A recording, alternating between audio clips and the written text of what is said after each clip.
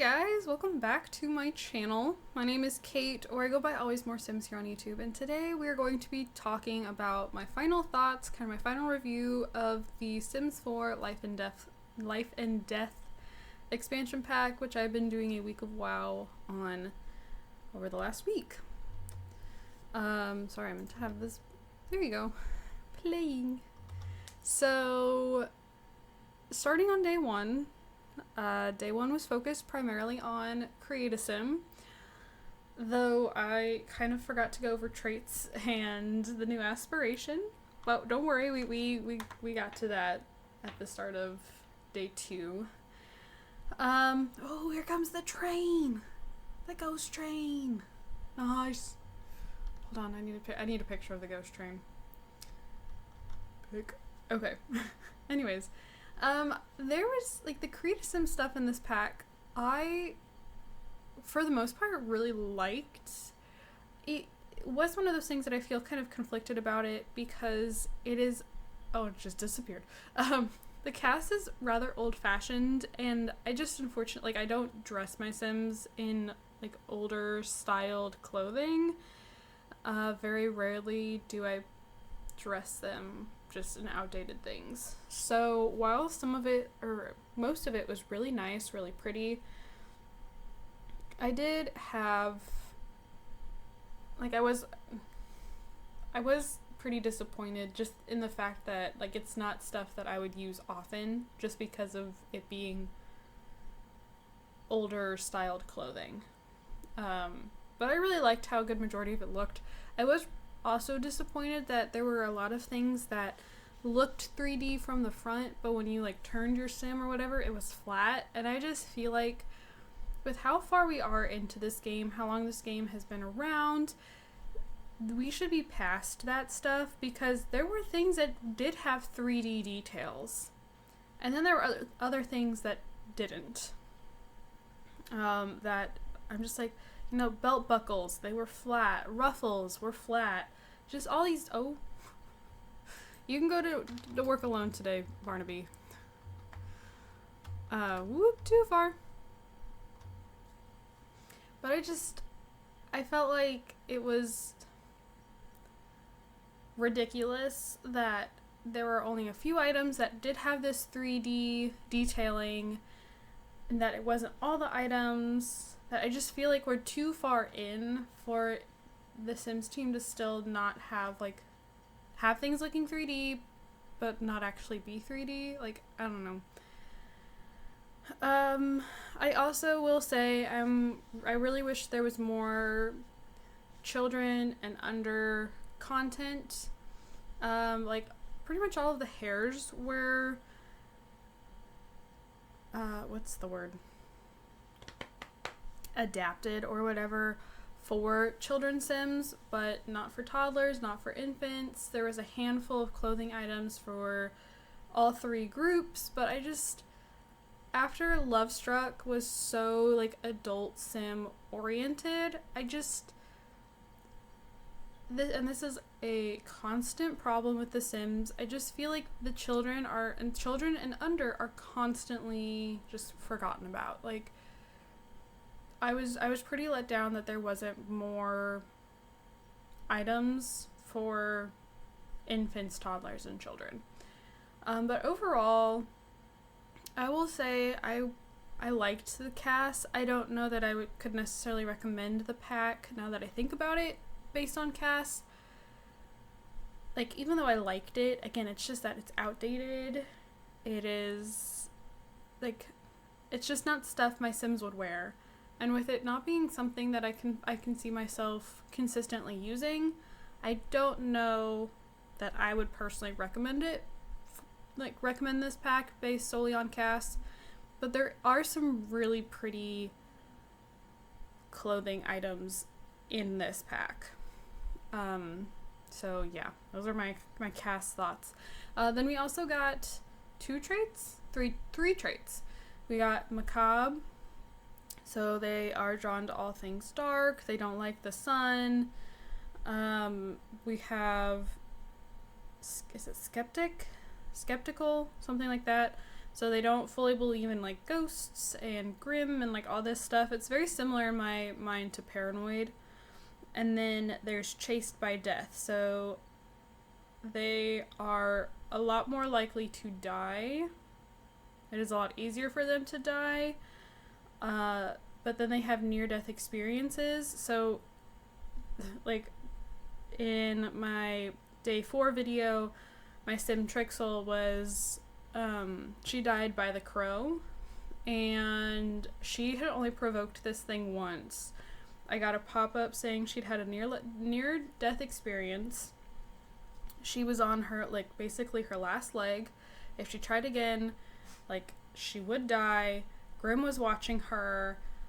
So she basically died, but then was able to come back to life, but was told, like, you try this again, you're, like, that's it, you're done. And so I naturally had her do it again immediately after, and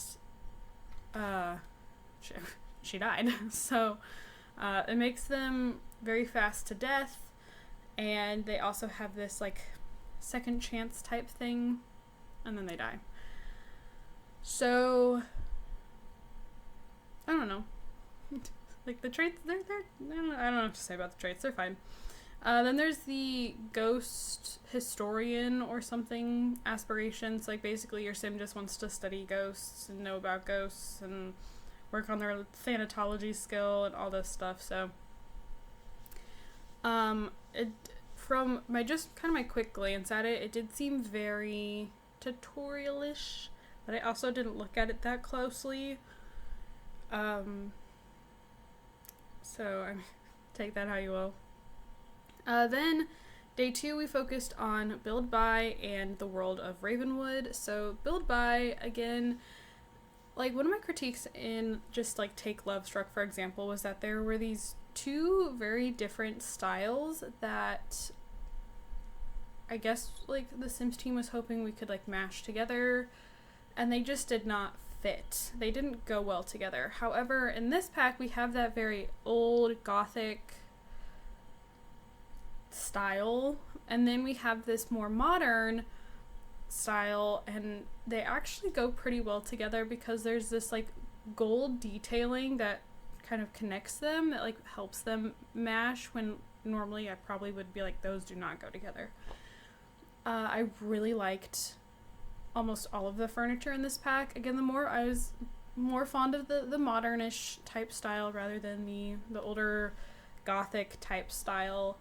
Like, we got an entire kitchen set. We got an entire, well, we didn't get a toilet, but we got almost a full bathroom set. We got like quite a few beds. Like, I was really happy with the amount of content we got with this pack. Again, comparing it back to Lovestruck. Like, Lovestruck, I just felt like there were so many things that were, like, in cast, there were all these costumes taking, like, quote-unquote, taking up what we could have had for regular clothes. I just felt like we got kind of skimmed on Lovestruck. But I really like the stuff that we got in this pack. I think the build by was really nice. The world of Ravenwood is really pretty. There's 3 different neighborhoods. 2 of them definitely go together. Then there's the neighborhood we're living in. Dancing is it? What is this? Dancing is in my bones. Makes me think of the Imagine Dragons song, Bones. 'Cause there's magic in my bones. Sorry. I don't remember what the neighborhoods are called, to be honest. I think this one's called Morningvale or something like that. Very different. I think this is supposed to be the neighborhood where like Grimm's career takes place. Very mystical. When I first loaded in the world, it is definitely giving me a mix of Forgotten Hollow and Glimmerbrook because it has like the purplish hue to everything. Very mystical, very fantastical, but with like the half-dead trees, like very jagged shape. And I'm like, okay, those are a little more, like, a little harsher. more vampire-ish. But I will say the other two neighborhoods are a lot brighter. They're not as dark and supernatural feeling. They feel a lot more normal. But very gothic architecture. I don't know what Ravenwood is supposed to be inspired by. Like the hills almost make me think like Scottish countryside, but I don't think it's based off Scottish countryside. So I don't really know, but I will say the world is really pretty. And I do think it was a really nice touch that you can click on the city hall. Both of the other this neighborhood and one of the other neighborhoods has a city hall, and if you click on the city hall, it'll actually give you like different things to focus your camera on that are considered like landmarks or like important features of that neighborhood, that location, which I think is a really nice touch. And then actually, if you're in the map and you're looking at the neighborhoods, if you hover your mouse and it pops up with like the description of the neighborhood, at the bottom it'll tell you, well, we have this, and this going on these days at this time, which I think is actually pretty helpful. So look how pretty this is, though. It's so pretty. Anyways, so Build by World, they're pretty good. I think they were pretty solid. They're a win in my book. I would say, yeah, if you're like if you're a builder, I was gonna say if you're a buyer. If you're a builder, you'd probably really like this stuff in this pack. So I'd probably have to say, yeah, you should go for it, 'cause there's some pretty nice things. Then days 3 and 4 focused on gameplay. So day 3, let's see, day 3 we focused on the careers, and then the bucket list and the wills. So there's 2 new careers in this game, or in this pack. There's an active career that is like just like the get to work active careers. It even shows up at the top with like detective, doctor, and scientist. So it takes you to Grimm's, I forget what it's called, something DD. But it takes you there, it gives you a list of things to complete, then there's chances to leave and go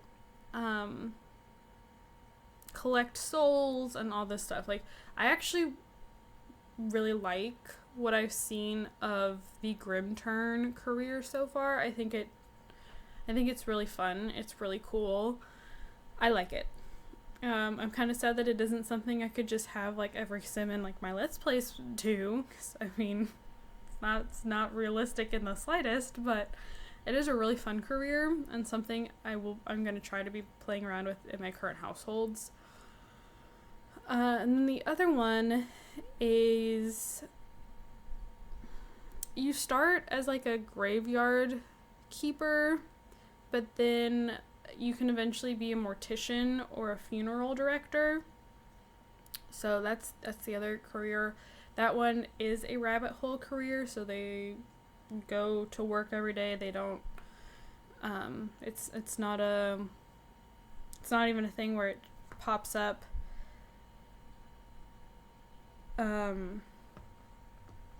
Sorry, I got distracted. What was I saying? It's not one of those, like, it's not one of the careers that pops up and says, do you want to work from home, go to work, take a vacation day? Like, you go. You just go. I didn't really get a whole lot out of that one. I think that one's pretty typical, pretty boring, but I think most rabbit hole careers are. The will, I feel like, and I said this in my day 4, I think it's kind of hard for me to fully experience and fully get to tell you, like, show and do when I'm only doing, like, I'm trying to keep these videos under an hour long. I don't have a lot of time to just sit here and play. So I, like, the wills, the bucket list, and soul journey, I feel like I got next to nothing done with those, so I wasn't anywhere close to having my sim be reborn when she died. So like I'm fully aware I did not do this justice, and I do apologize for that, but at the same time I also wanted to get like back to my Let's Plays to where I can like incorporate this kind of stuff and I can see more about it and play with it just naturally as it occurs.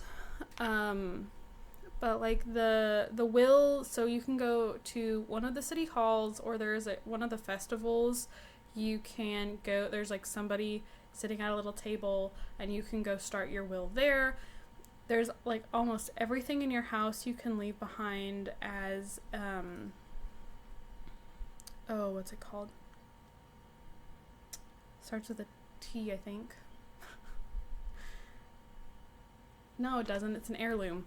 You can leave almost everything in your house as an heirloom. So like my Sims left a toilet as an heirloom. I've seen people leaving dirty toddler potties as heirlooms. Like really random stuff. You can select who gets how much money. Let's see, I'm trying to remember. But they have to be like the last Sim in that household. Like when your Sim dies, in order to leave the money to someone else out of the household, they have to be the last one in that household. In order to leave the money to someone else as like an inheritance type thing. And that's when like the heirlooms can get passed along. Heirlooms can be passed along at any time, I believe. But like I think the wills could be really cool. You can assign an emotion to whoever is reading the will. You can leave a note behind with the will. The will is mailed to your Sim. If it was someone like from that isn't in your household anymore. So like I think the wills could be really cool. I don't feel like I can really do much with them here because I was playing with 2 young adult Sims and they didn't have any other family. So I feel like it's kind of hard to show that when it is just them. And then the bucket list. So the bucket lists are something that they can do in a journal or on a computer. They can either write a specific type of goal, like do they want something romantic? Do they want something with their job? Do they want something with their aspiration? Or there's just the option to write a goal. And if they write a goal, it will randomize the goal. So I had one of my Sims do that, and she got 2 different types of woohoo goals. Like she wanted to woohoo in 2 different places. I was like, okay. Like they can be quite random. She wanted to fight Grimm. It's like, okay, that's just like completely out of left field. Like where'd that come from? But I think the bucket list thing is a lot cooler than I was expecting.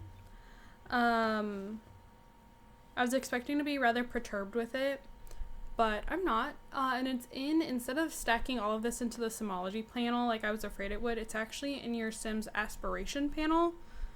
So they can see their aspiration. I guess if they're having a midlife crisis, then you'll see the midlife crisis. And then at the top, we'll have the soul's journey and the bucket list. And every time your Sim completes a bucket list item, you then have a chance to write a new one. They will also just naturally occur over time should you choose not to write a goal. But I don't know how long it takes, how often that happens, because I just had my Sims write all of theirs. So that was about it for day 3. On day 4, there's only, for being a life and death pack, there's only one death type, and it is, it got foggy. It is death by crow. So my Sim was killed by the crow and then has like a little crow head that just kind of floats in her Sim, like in her ghost form. I was like, ooh, yikes. Yikes. We were also supposed to, like I wrote down that I would focus more on ghosts, but as I said in my day 4 video, I could not care less about occult types, about occult Sims. I don't really like playing with occult Sims. I the most I've ever played with an occult sim would probably be for my week of WoW for the Sims 4 Werewolves pack. I don't play with occults. I don't know that I own vampires. I don't think I've ever played with vampires. I own Realm of Magic. I don't think I've ever played with a spellcaster. I played with an alien when Get to Work first came out. Like, I just don't have any interest in playing with occults, and so I did not look into the ghosts. I'm sorry. I kept Trixel in my household as a ghost, thinking maybe I would actually interact. Like, I'd try to do stuff, but I just, when it came down to it, it's like, I don't actually care, so I didn't. We also had a funeral. It was apparently a bad funeral because Barnaby, my other sim, was like, well, I'm not doing anything she would have wished. This is not what she would have wanted. I think that's something you have to do with the wills, and I missed it. But, like, does your sim want to have a funeral? What do they want to have happen at the funeral? Like, I really messed up with the funeral because I had forgotten that my sim could set what her wishes were. So make sure to keep an eye on that before you kill your sim and try to have a funeral for them. And then I never got to rebirth. So, again, I fully acknowledge that I did a very poor job of showcasing what all came in this pack. But with that being said, this is probably one of my favorite Sims 4 packs that we've had in a while. I constantly just felt like I was like, oh wow, this is really nice. This is really cool. This looks really awesome. I felt like this is one of the highest quality packs we've had, that there's just tons of content, there's tons of cast items, there's tons of build buy items, there's so much in the world, there's 2 new careers. I'm kind of sad there's no new death type, or there's only 1 death type, but there's not more than that. But, like, there was just so much in this pack that I was like, wow, like, this is great, this is awesome, this is so cool. That even knowing I probably won't play with the more, like, supernatural aspects of it, there's still so much in this pack that I feel like I would actually use, and is actually a really nice addition to the game. I think the funerals could be really nice. I like the use of the wills. I think the little crow is really cute. I don't know that, again, that I would realistically use the Grim one a whole lot just because it doesn't really fit with my gameplay, but the Grim career is really fun. You now can romance Grim. I'm really sad I did try to get Grim pregnant because it said try for baby when my sim Barnaby and Grim were flirting and messing around and stuff, and I was like, well, I don't have it enabled for Barnaby to get pregnant, so does that mean Grim will get pregnant? But Grim did not get pregnant, which had me really sad because I'm like, great, thanks game, you led me on thinking Grim would get pregnant. But you can still actually have kids with Grim now. You can have relationships with Grim. Like, this pack, for not having been able to cover everything, I'm actually really impressed with this. And again, this is probably one of my favorite packs that we've had in quite a while. So, yeah, that's really about all I have to say. Thank you guys so much for watching. Don't forget to comment, like, and subscribe. I do have my gaming channel and my Twitter, both linked down in the description below, if you would like to check either of those things out. My voice is apparently leaving me. But thank you guys so much for watching, and I'll see you all in my next video. Oh my god, I'm so sorry. Bye, guys. Goodbye.